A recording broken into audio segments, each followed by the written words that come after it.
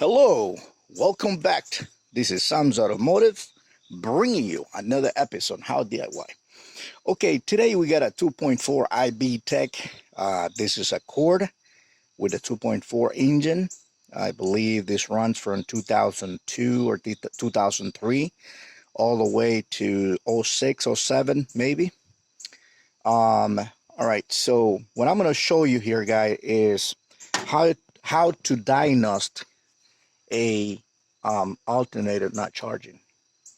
All right, so what we got here is an alternator, okay, which is being changed for a couple of times. This guy changed this alternator maybe twice. All right, and also they changed a brand new battery, and the alternator is still not charging. Okay, so here we go, guys. This is the info on this thing. All right, the first thing you want to do is you want to check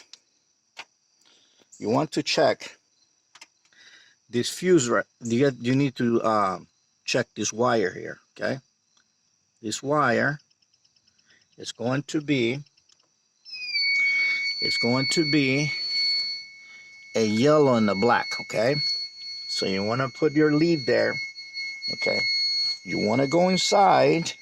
Okay, and you're going to put the ignition on. There you go. Once you put the ignition on, you should get 12 volts. In this case, 11.6. All right. So let's see if this thing starts. It might start, it might not start. Okay. All right. So I guess the battery it's pretty bad. All right. So at that point, we just verify that we have 12 volts here. Okay, that's the main thing right there, what we need. So at that point, we know we have a 12 volts. All right. Now the second thing you wanna find out is if you have any short. In this case, I already fixed the problem. And the problem had a short, I guess.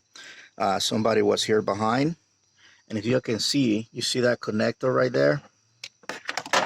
See if I can point it out here. Okay, there's going to be a connector right behind this wall. I'm touching with my fingers right there.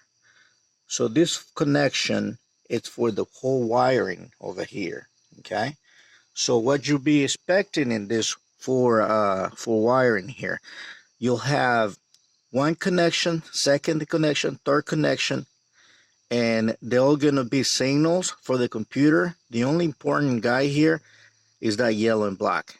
That should be a 14 volt ignition. All right, so here we go. So if you don't have nothing there and it's grounded and doesn't have no power at all, that tells you that the fuse inside blew out. Okay, so you come here and you check for this fuse right here. That's going to be fuse number 18, and that's going to be that 15 right there. Okay, so that number 15 fuse is going to be the fuse that actually leads to the load detector, which is inside here, which I made another video showing you where it is. So so pretty much I'm going to explain it here real quick. So you have this wire coming all the way here.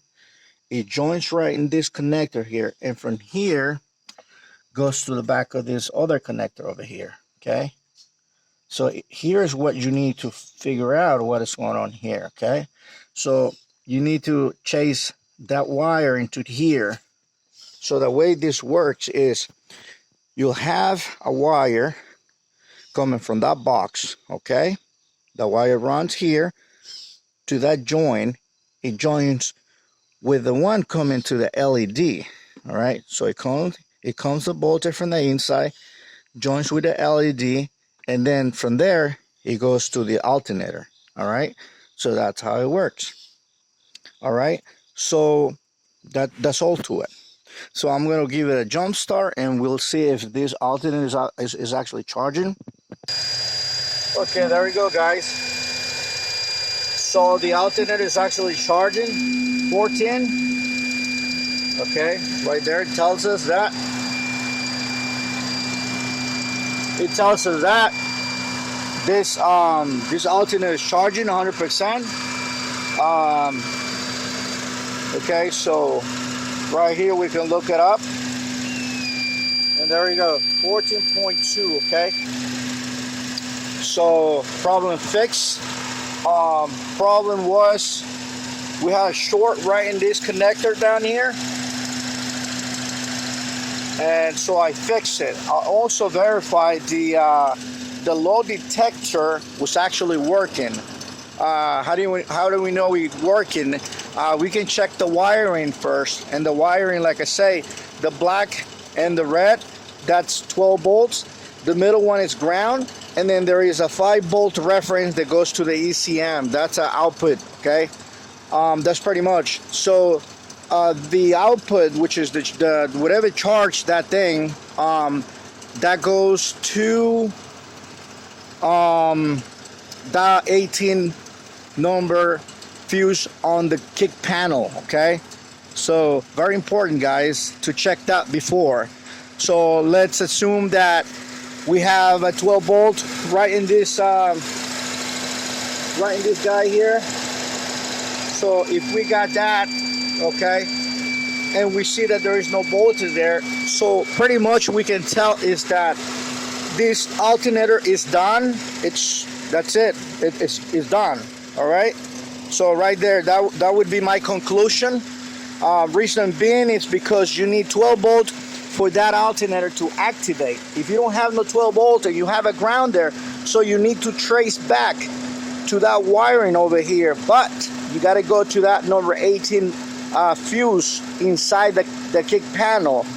If that fuse is good, all right, on number 18, then you chase it over here to this guy, and then from here what you're gonna see, if there's 12 volts, it's getting here, because this could be a scenario where you have 12 volts coming to that fuse, to that links right there, and the load detector sensor, it gets 12 volts, but you're not getting nothing there. So you need to trace back from here to that connector, because it could be that you probably getting 12 volts from here to that connector, but from that connector to the alternator, there's nothing. So right there, it's telling you that the problem is on the connector. Like in this case, the problem was on the connector. All right. So that's all, guys. Hopefully this video was helpful. If you have any questions, any comments, let me know. All right. I'll be glad to help you out with it. Thanks a lot. This is Sam's Automotive, giving you another episode. God bless you. Subscribe. Give me a thumbs up. God bless you.